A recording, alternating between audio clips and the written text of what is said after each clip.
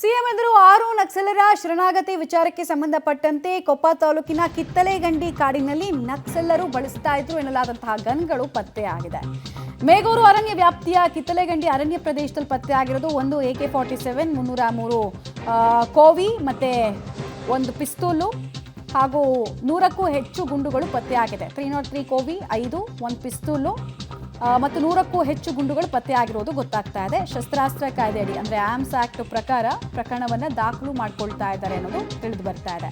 ಮೊನ್ನೆಯಷ್ಟೇ ನಕ್ಸಲರನ್ನೆಲ್ಲ ವಿಚಾರಣೆಗೆ ಒಳಪಡಿಸಿರ್ತಾರೆ.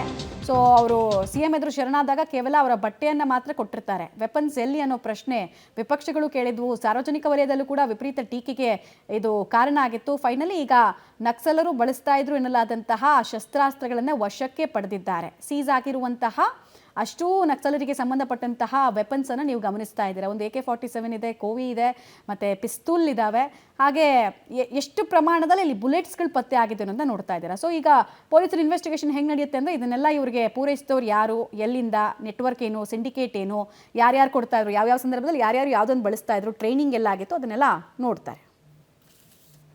ಬಿಜೆಪಿಯವರು ಯಾವತ್ತೂ ಕೂಡ ಅವರು ನಕ್ಸಲೈಟ್ಸು ಇರಬಾರ್ದು ಅಂತಕ್ಕಂಥದ್ದು ನಮ್ಮ ಉದ್ದೇಶ.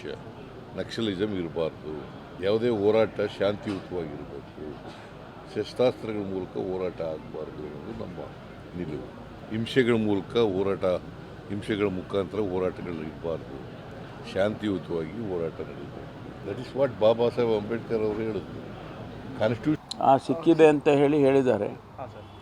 ಸುಮಾರು ವೆಪನ್ಸ್ AK-56, ರಿವಾಲ್ವರ್ಸು, ಕಂಟ್ರಿ ಮೇಡ್ ಪಿಸ್ಟೋಲ್ಸು ಇದೆಲ್ಲ ಸಿಕ್ಕಿದೆ ಅಂತ ಹೇಳಿದರು.